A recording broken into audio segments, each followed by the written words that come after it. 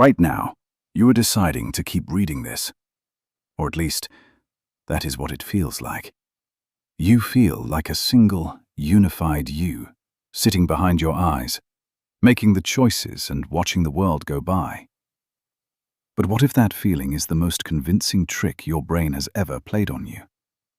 What if the you in your head was assembled after the fact, just to explain decisions you had already made? By the end of this video, you will understand why your brain insists you are in control, even when the evidence quietly says otherwise. And you may never look at your own thoughts the same way again. Start small. You reach for a cup of coffee. You wanted it, so your hand moved. Intention, then action. That is the story you tell yourself every time you act. In the early 1980s, a neuroscientist named Benjamin Libet decided to test that story. He wired people to an EEG, a machine that reads electrical activity across the scalp, and asked them to flick their wrist whenever they felt the urge. Here's where it gets strange.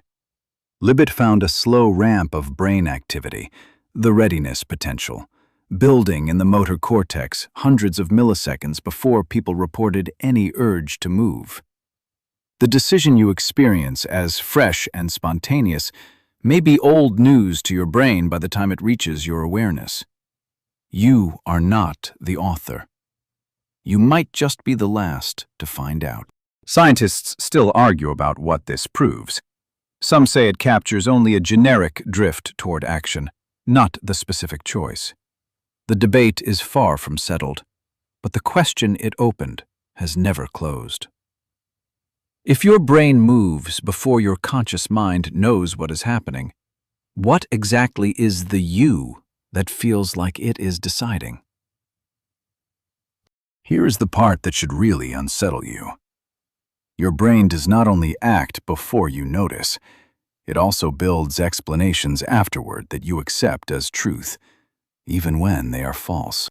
In the 1970s, a neuroscientist named Michael Gazzaniga studied patients who had undergone a rare surgery, cutting the bridge between the brain's left and right halves to control severe seizures.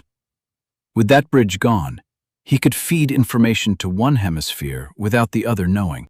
In one famous test, he flashed a snowy scene to a patient's right hemisphere and a chicken claw to the left. The patient's left hand pointed to a shovel, sensible for snow. The right hand pointed to a chicken, also sensible. But the left hemisphere, the half that speaks, had never seen the snow. So when Gazzaniga asked why the hand had chosen a shovel, the patient did not say, "I do not know." He instantly invented a reason. The chicken claw goes with the chicken, and you need a shovel to clean out the chicken shed. That answer was completely wrong, and the patient had no idea. Gazzaniga called this the interpreter, a system in your left hemisphere that constantly spins a story to explain your own behavior, whether or not the story is true. It simply cannot tolerate a gap. Hand it a mystery, and it manufactures a confident answer in milliseconds. So ask yourself something uncomfortable. How many of the reasons you give for your choices, your job, your relationships, your opinions, are accurate reports of what happened in your brain? And how many are just your interpreter doing what it did with that chicken claw? This is where the loop from the start begins to close. The you that feels like a single decision maker may be closer to a press secretary than a president, explaining decisions after the fact with total confidence, whether or not the explanation is true. It gets stranger still when this storytelling reaches into your own body. In 1998, two scientists, Matthew Botvinnik and Jonathan Cohen, ran what is now famous as the rubber hand illusion. You sit at a table, your real hand hidden behind a screen. In its place sits a realistic rubber hand. Someone strokes your hidden hand, and the rubber one at once, in the same way. Within minutes, something bizarre happens.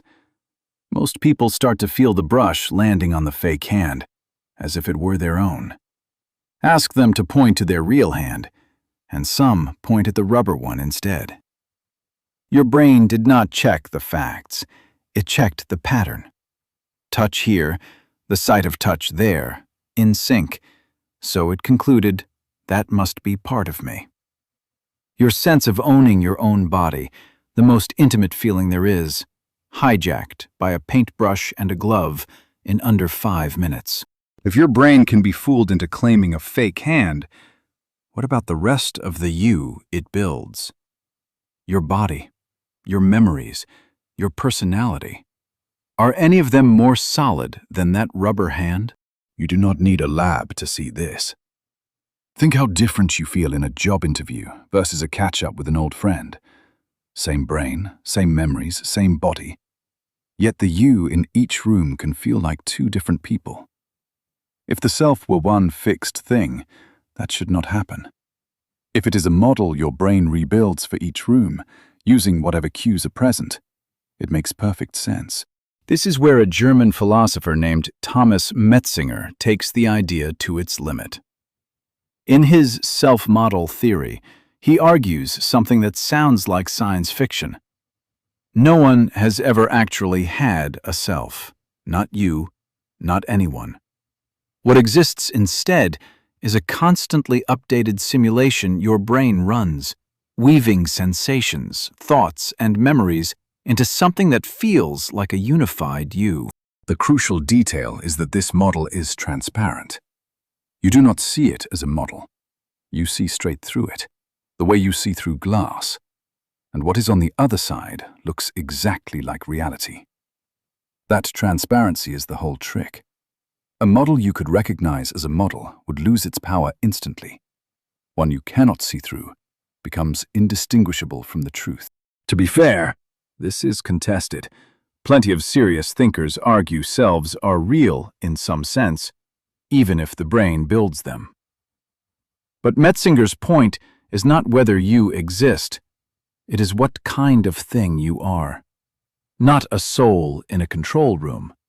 A process. More like weather than a statue. So if it is a model, what is it modeling? And why does it feel so real? A British neuroscientist named Anil Seth has an answer, and it starts somewhere unexpected. Your eyes do not show you the world.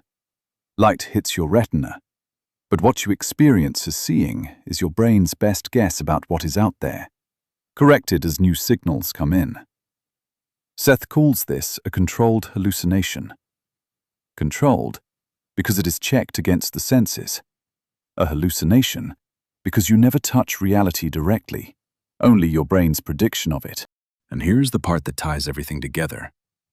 Seth argues your sense of self works the same way. Your brain is also predicting the inside, your heartbeat, your breathing, your hunger, your fear, through a process called interoception, simply sensing your own internal state. Your feeling of being a stable, continuous you is a prediction too. A very good one, refined over a lifetime, but a prediction all the same. That reframes everything. The readiness potential, the interpreter, the rubber hand. None of these are glitches in an otherwise solid self. They are glimpses of the machinery, caught building the illusion in real time. And this is where it gets personal. Think of the you from 10 years ago. Different body, different opinions, different memories surfacing. That younger you was not a worse version of one fixed thing. It was a different run of the same process, shaped by different inputs. It also means the anxious you, replaying an awkward conversation at 2 a.m, certain it defines who you are, is working from a model, not a fact. Your brain gave that memory a certain weight, a certain charge. It could have built it differently. It has before, and it will again. This is not a reason to despair. It is closer to relief. A fixed self would trap you in whatever shape it took, but a model can be updated and a prediction revised. The same brain that built today's you out of half-second delays, invented reasons, and hijacked rubber hands can build a steadier, kinder you tomorrow. So the next time you catch yourself explaining why you did something, or feeling certain about who you are, pause on that feeling for a second. Not to distrust yourself, just to notice the machinery under the story. Right now, you are deciding to keep reading this, or at least that is what it feels like. And maybe that feeling, fragile, constructed, and endlessly rewritten, is the strangest and most human thing about you.